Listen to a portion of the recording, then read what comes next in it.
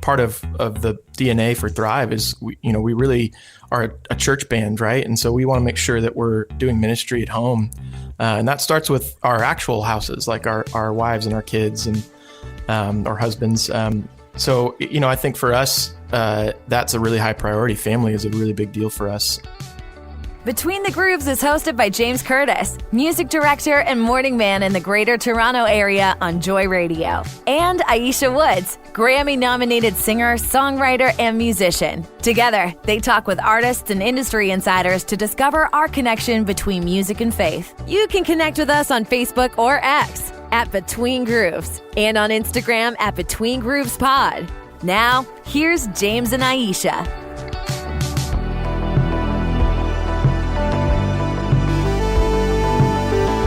Welcome to Between the Grooves. It's James Curtis. I am solo today. Aisha is off, but we've got a great conversation lined up.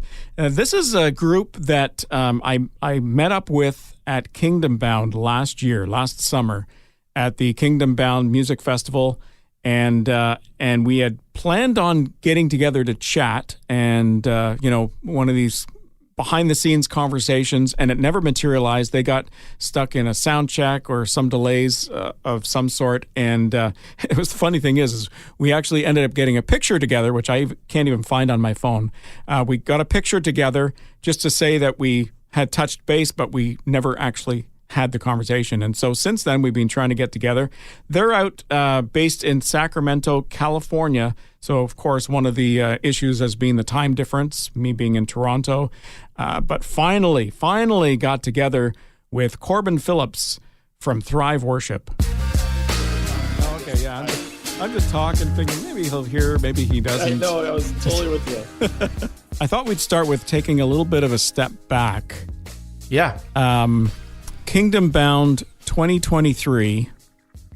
You and I were supposed to chat. Yes, that's right. And you guys got stuck with delay in sound checks or something. I can't remember. And we ended up taking a picture together, and that's it. Yep. Great chat. Enjoyed that. That was good. Yes, exactly. I guess that's the thing to expect at a Christian music festival where you got things planned out, but things happen beyond your control, and I suppose that's to be expected. Yeah, absolutely. Is that the only event you guys did as a group last year, or did you guys go all over the place? You know what? We actually were quite busy last year. So we started 2023 on the Winter Jam tour. So we were out for 3 months doing, I think it was 39 shows across the country. That's like two or three shows per weekend, isn't it? Yeah. Some weekends were actually 4, which was incredible. Honestly, it was so fun. Great experience for the team. Getting to hang out with great people like the We the Kingdom crew and Ann Wilson, and literally it was just so fun. Do you guys still go on the road a lot? We are not on the road this year quite as much as we were last year, mostly because we just love our families and we want to be around them. Yeah. But we're starting to kick up here in doing some festivals across the summer. We're playing Red Rocks, which I'm just floored that we get to do that. That's one place I would love to check out. You see the pictures, and it's one of these things where just the venue is a reason to go. Oh, I know. Absolutely. I mean, it was a bucket list thing for me, and like just amazing that, it's already something we're getting to do. I kind of told one of my friends, like, maybe I'm not dreaming big enough. We're already getting to do this. Yeah. Well, you'll be going all over the world soon. I hope so. Yeah. You mentioned the fact about being away from your families. One of the things I noticed during the pandemic and more noticeably post-pandemic, because there wasn't a lot happening during the pandemic, but post-pandemic, I found a lot of people that I chat with in the music world, as far as performing and going on tour, they were shortening their tour spurts, as it were. They were, instead of, being away for 2 or 3 months straight, going from venue to venue, they would they would be on tour for, maybe 3 weeks and then come back for a week and then go back on tour again so they could be with their family and their kids and whatnot. Yeah, I mean, I think that's a rhythm that I hope all of the music industry ends up getting in. It's just there's so much at stake when you're away from your family, and I feel like part of the DNA for Thrive is we really are a church band, right? And so we want to make sure that we're doing ministry at home, and that starts with our actual houses, like our wives and our kids and our husbands.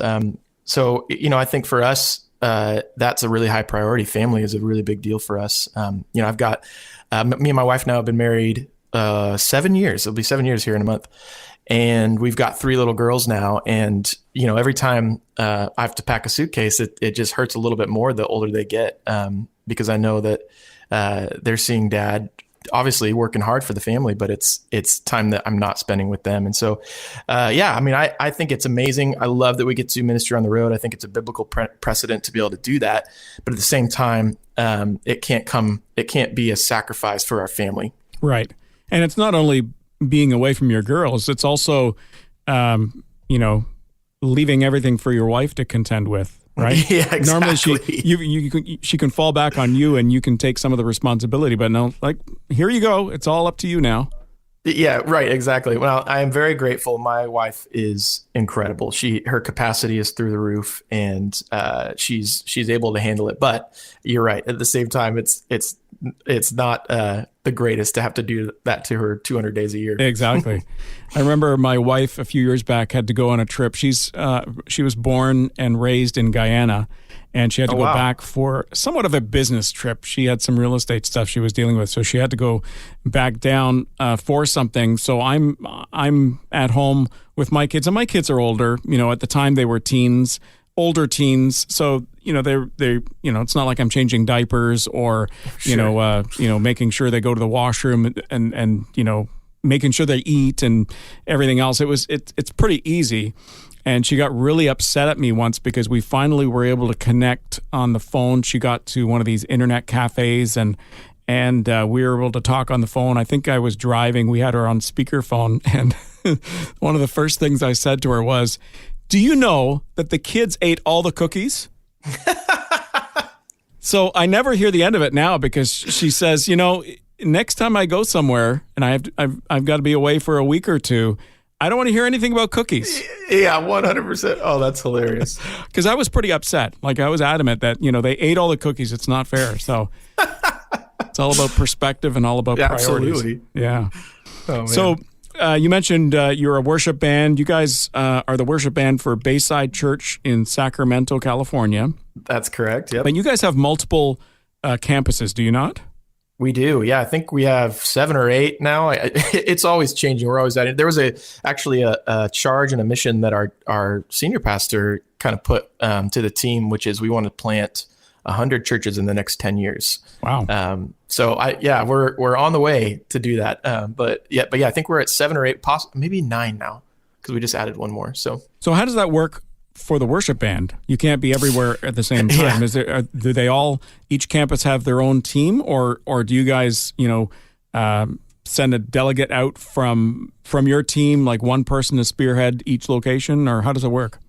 Yeah, I mean, it's kind of beautiful. We have a lot of great leaders at our church, and a lot of great worship leaders at our church. And so, each campus has somebody who is kind of shepherding that church and that particular campus. So myself and a guy named Taylor Gall, we're at our broadcast campus, which is called Granite Bay. A girl named Charmaine and Peter are at a campus down the road, about 15 minutes, called Adventure. And then Christian Hushaw is at Blue Oaks, and it kind of goes so on and so forth to all the different campuses. They all have a specific leader. Some of those names I like. Charmaine, you mentioned Charmaine. She's part of the Thrive Worship Band team, right? Yes. Yeah, I remember meeting her when we were backstage at Kingdom Bound taking pictures, and I mentioned to her that I hope my wife doesn't listen to this, but my first girlfriend in kindergarten was named Charmaine, so that's how I remember the name. Oh, that's hilarious. Yeah. So, just a little educational thing there for anyone that cares. Charmaine's great. Well, she was when I was in kindergarten, so. Sorry, we digress. I like the slogan, "A church for people that don't like church." Yes. That's your church. Is it still your church slogan? It's, I wouldn't even call it a slogan. What I would say is it's a little bit of a piece of the DNA of the church. So a little history of it. Our founding pastor, a guy named Ray Johnston, he started the church 29 years ago now.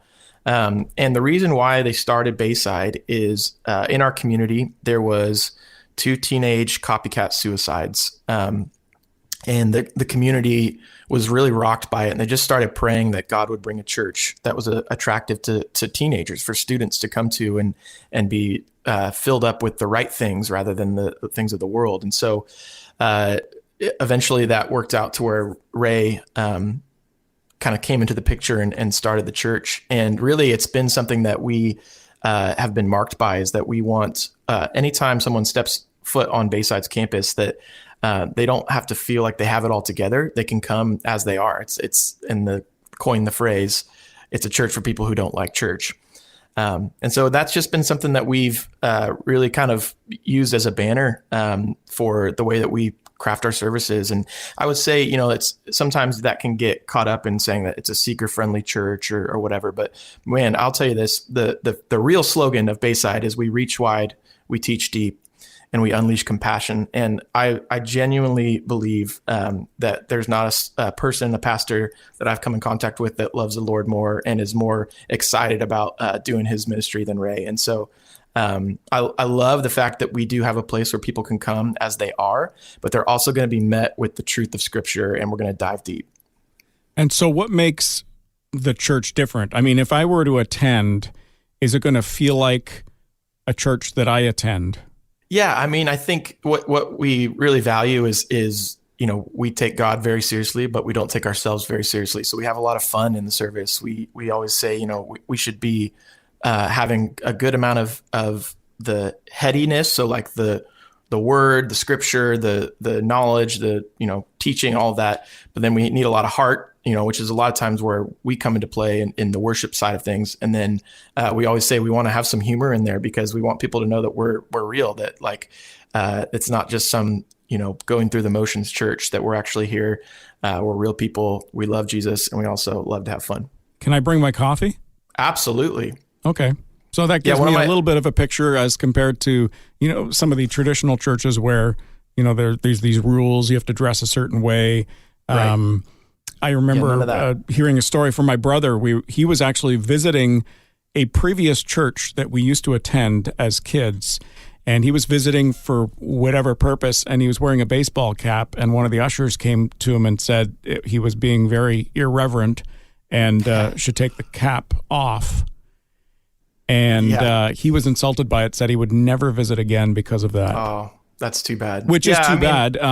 Having said that, there were women in the church wearing hats, but they were dressed up, type hats that sure, I guess were acceptable, but a ball cap was not. Yeah, it's so hard. I think it's easy to get caught up in, certain scriptures saying certain things. Even just culturally, it's, I grew up with a lot of that, you take off your hat when you go inside. And I think those are all good things. And I actually respect and understand the viewpoint that people come from when they do that. But I think one thing that we've just tried to do at Bayside is go, hey, we really want this to be something, like I said, that if you're coming in and you don't really know Jesus and we are an opportunity for you to actually come in contact with him, we want you to feel comfortable coming in the building. Have you ever worn a ball cap leading worship? I have. Okay, there you go. Yep. There you go. Who would have thought even 20 years ago that churches would be considered recording artists, touring the country. That's for sure. And even the world, a worship team was in your church and never left your four walls of a church. Yeah. And now you've got churches all over the place.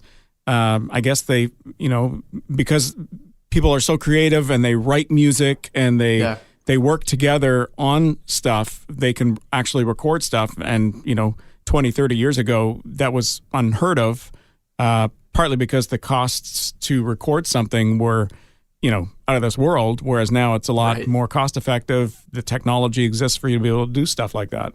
Yeah, absolutely. Well, and I think too, it's a biblical mandate to sing a new song, right? Like we all know that verse, and I love that. A lot of these church movements or church recording artists, if you call them that, they really are birthed from this place of we're writing songs for our home church, and I know that's the case for Thrive. We have always sought to be with the stories of our congregation and let those inspire what we're writing and ministering from the stage, and the way that we actually package our music is with the intention of honoring and edifying our church body. And it's been cool that God has allowed that to go outside, but it wasn't intentional necessarily. Maybe moments where we said, oh, that song's got something. Let's try and get it out to some more people. And we've seen a lot of, like, Pour Your Spirit Out's a great example of that. We've seen the impact of how that song, with the testimony in it and just kind of the nature of the lyric, has actually ministered to people all over the country. And now we've understood even the world, which is really cool. But there's also this level of understanding that I've come to recently of, if you look in First Chronicles, you have David, and he's actually putting together the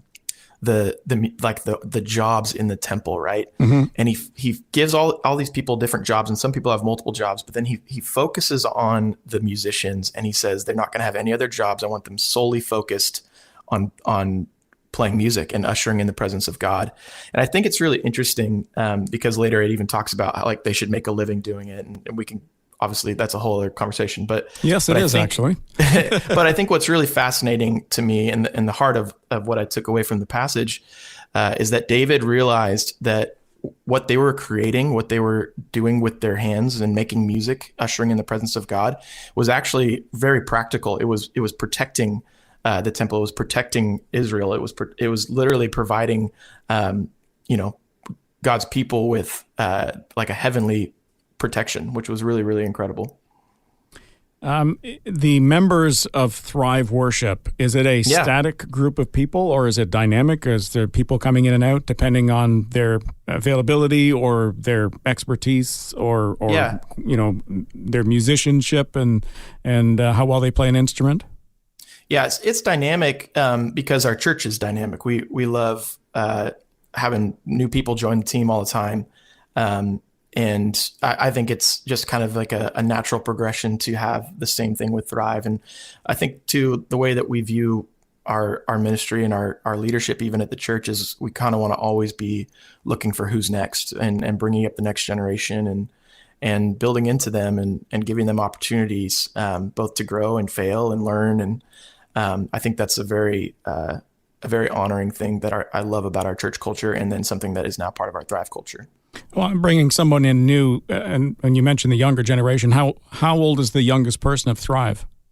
Yeah, I think right now I think the youngest is 28, 27 maybe. I'm trying to remember exactly. So somewhat their age, but somewhat mature, not a teenager. Yeah. No, I think there may be time for that. I love that David go back to David. He was anointed king super young, but it was a long time before he became king. And I think the space in the middle of all of that is where God really does some of his finest work on us. And so I've subscribed to that. I love that. I feel like I'm always a work in progress. And I think we've kind of said, let's do the same thing for everybody that's in our care. And so as far as Thrive is concerned, how does one join the band? Like, how do you recognize someone? Do they approach you? You approach them? Do you hear of their musical ability? Or is there like a ground where they have to play first, in a sense where they get involved in the local campus and do the grunt work, as it were? Yeah, I mean, I think it's case by case, truthfully. A lot of it is just prayerful consideration and asking God, like, hey, reveal to us what you want to do with this group. It's his ministry. It's not ours necessarily. And we've been asked to carry the torch, but I mean, it's obviously practically with that. It's people who have been around and know our DNA and it's not all church staff. We've got a girl named Melinda, who's not on the church staff, but she's still a part of Thrive. And I think it's all case by case. And then how do you determine who goes on the road? Is it the full team, or if you get the opportunity to go on the road, do you handpick, a smaller group to represent Thrive on the road? It's different every time. We love to take as many as we can every time. Sometimes it comes down to sheer cost of plane tickets, but yeah. I mean, we'll do our best to kind of split it up between everybody and kind of have rotation going. But yeah, when we get the opportunity, like Red Rocks is a great opportunity to do this. We're gonna bring everybody because it's just fun when everyone's there. Do you need anybody to carry instruments or luggage or anything like that? I mean, we normally do it, but if you're asking, you could totally come. Yeah, I just want to get an excuse to go. I love it. Yeah. So you guys are signed with Integrity Music. Can you explain or describe how that relationship came to be? Yeah. Okay. So way back, probably 7 or 8 years ago now, we had a guy named Lincoln Brewster who was leading worship at the church. Never heard of him. Yeah, right. Yeah. And he was obviously doing his music on the road at that point. He was signed to Integrity. They came out to watch him at our church conference. And we opened up, Thrive Worship opened up for Lincoln that day. And so Integrity was just like, hey, what's going on with Thrive? Like, are they signed? What are they doing? And so it just kind of was a natural progression of conversation, and ended up signing with them 6 years ago. And that contract ended, and we just re-upped a new one with them for this next season. So we're really excited. I thought these contracts were evergreen until you decided to stop. I think, they're all different, right? So some of them are song-based, some of them are evergreen, some of them are annual, or they have, a certain year term on them. But I think for us, we just saw Integrity as a great partner. They think about church first. And so that's obviously what we're going after. Are you guys on a term with this new contract? I'm actually trying to remember. As I was talking, I was like, are we on term, or was it song-based on this one? I can't remember. Oh, okay. That's interesting. It's been, I guess, from my perspective, an interesting relationship because, of course, Integrity Music's been around a long time. Right. And, you often have artists or groups or even, church worship teams thinking that the pie in the sky, the ultimate goal is to get signed with a label, and sometimes spending a lot of time and effort trying to get to that point, and it never materializes versus you guys. It just kind of fell in your lap in a sense. I mean, it didn't, but obviously there was a relationship that kind of grew and then ended up being this, contract or being signed by a label.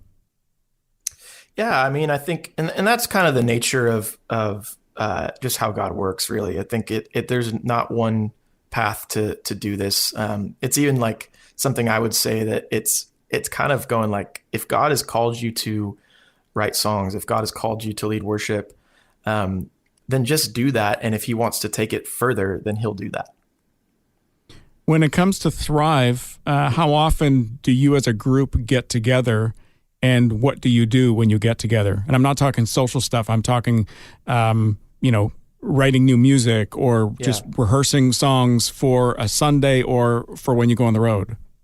Yeah, it's funny because we're all at our own campuses and we have jobs at those campuses. Sometimes it's actually harder to get everybody in the room at the same time. But at the very least, we try to do it once a month. We've got a little text thread that we all text in now, and like we try to spend some time writing. We usually try to carve out Thursday mornings, and whoever can make it into that, we just kind of set up sessions that way. That way, there's a constant cycle of writing within the team. And then beyond that, we try to do some like quarterly retreats, whether with like songwriting and just overall like time to just be with each other. You mentioned earlier about the fact that most of you are, with the exception of one person, is on staff, I guess, with Bayside Church. Is that correct? Yeah, that's correct. So that's your full-time gig, as it were. That's your full-time job, but Thrive is part of that job. Am I correct? Yeah, that's correct. And it's kind of something that the church has said, like, hey, we support this. We believe in this. We think it's a great thing for the vision of the church and the ministry that they want to do.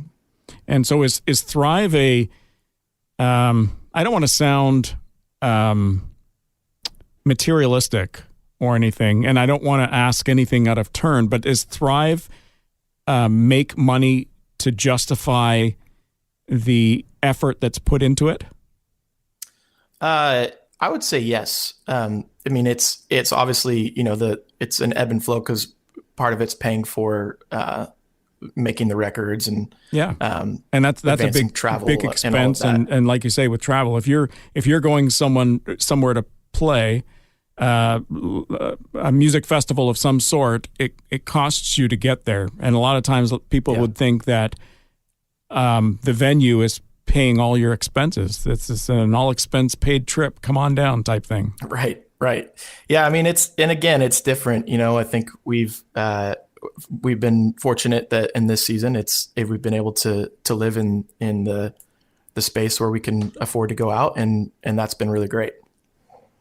What is your personal goal for Thrive as far as travel is concerned? Is there any places like overseas or whatever that you'd love to do, or go on tour for a month and visit all the, somewhere in a bunch of places in Europe or something like that?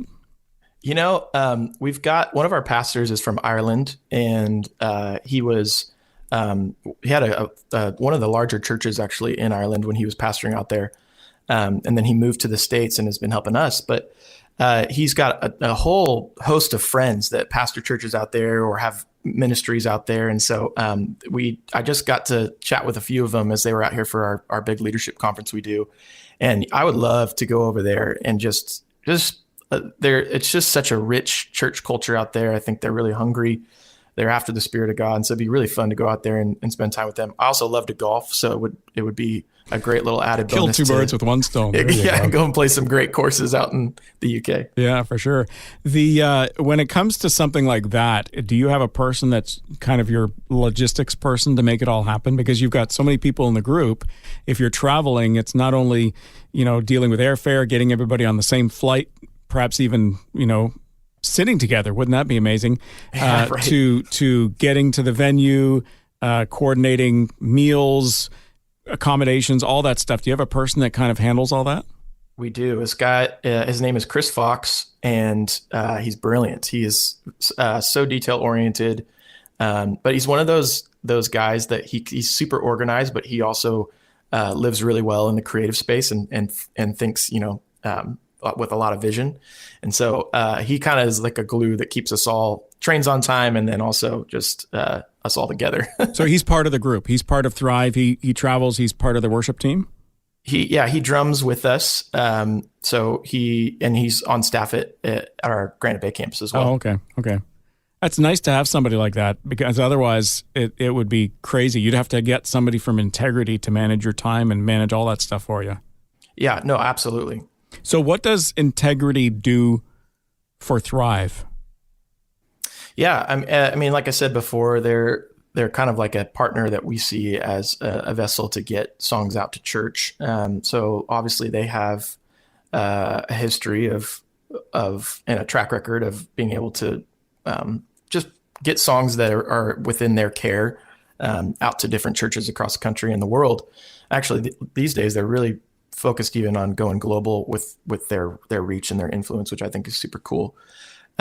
But yeah, outside of that, they help with some of the marketing and, kind of give us a package to release with. Right.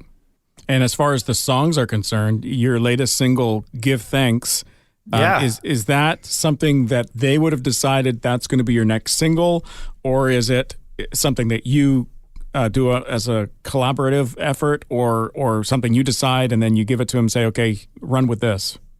What I love about them is they're so willing to just have a collaborative conversation on everything we do creatively.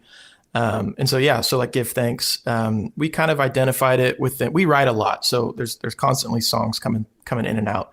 But I think we kind of identified that one a year ago or so as, man, this one's cool, and it's been going really well in church, and that's always our first thing is, hey, this is, we played it on a Sunday morning and it's rocking.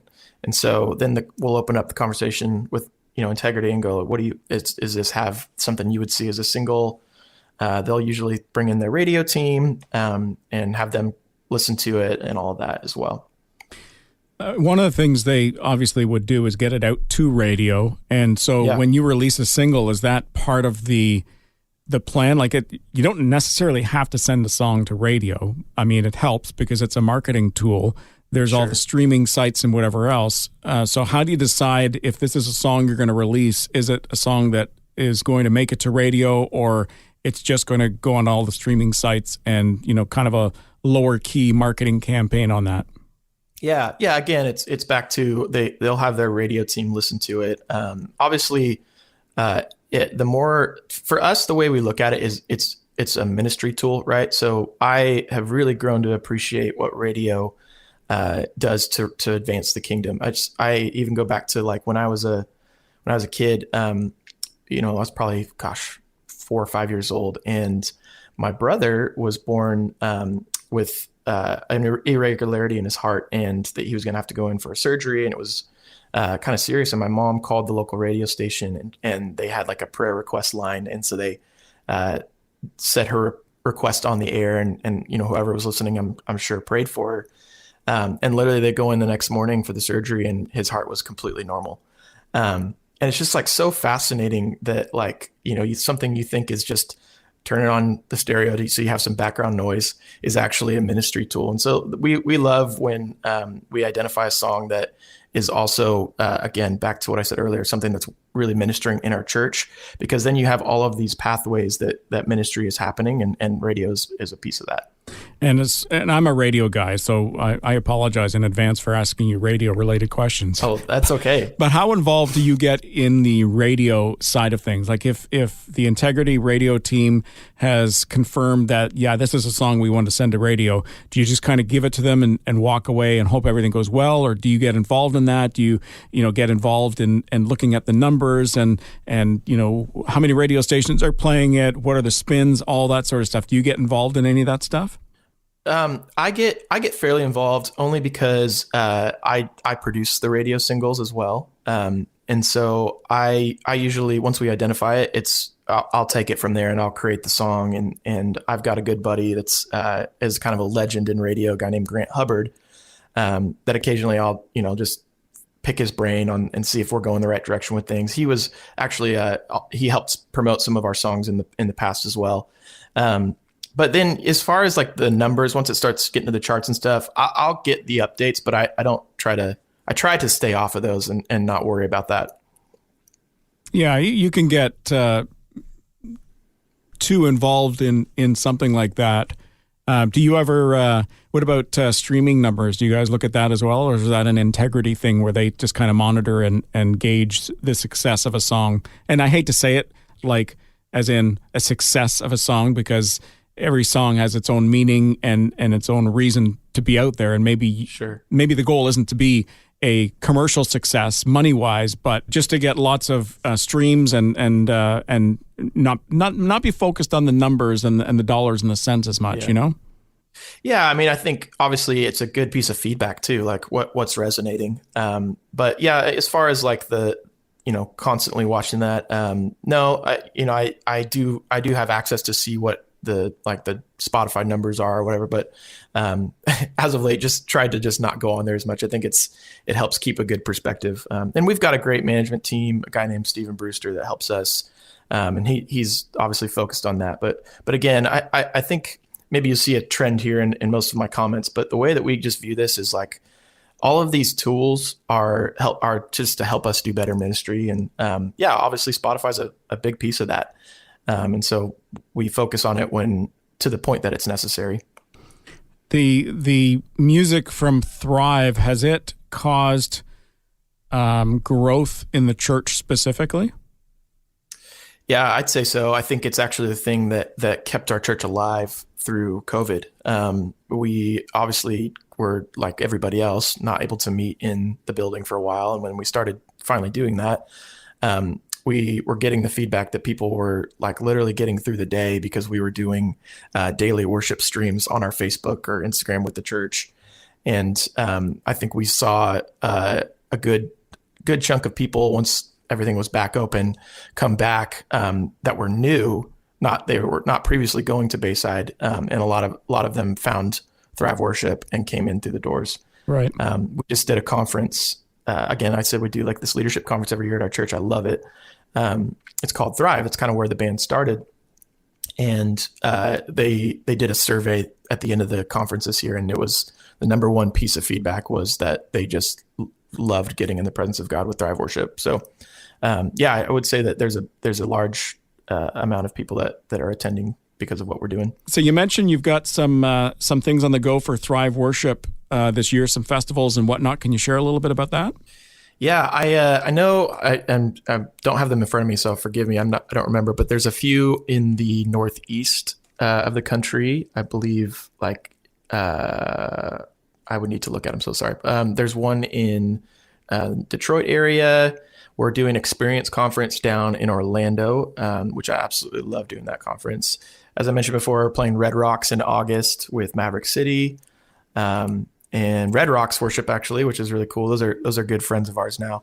This is not on the calendar yet, but we're looking at a tour in the fall, and it's not official, so I won't say who with yet. But I won't tell anybody. Friend. Yeah, exactly. Well, I wouldn't want to disappoint if it doesn't actually happen. But right. But yes, we're looking at a little 2 or 3 week run in the fall as well. One conversation I just had with our church team as well is the conference I mentioned earlier called Thrive. It would be really fun to take that on the road. I think it's to a point now where it would be viable to do it. And so we're also talking about if we can't pull it off this year, maybe early 25. I could see that. Yeah, I could see that. Is it just the Thrive Worship team, or do you bring other people on board for that? That's a great question. We've never done it. So I think it would be advantageous to bring some friends. We've made some really great friends over the last couple of years that we've done some music together with, like Leland, and we've got Brian and Katie Torwalt on this upcoming project as well. Yeah. So it'd be fun to partner with some friends. The nice thing about partnering is that it gives you a break and it gives some exposure to them, and absolutely. You just kind of spread the work around a little bit, right? Absolutely. A lot more work for the sound engineer, though. Yeah, right. We've got the best sound guys, man. It's just world class. Yeah, that's awesome. Hey, listen, it was great to finally chat after nothing happening last summer. Absolutely. Thanks for having me. Take care. Bye-bye. Bye.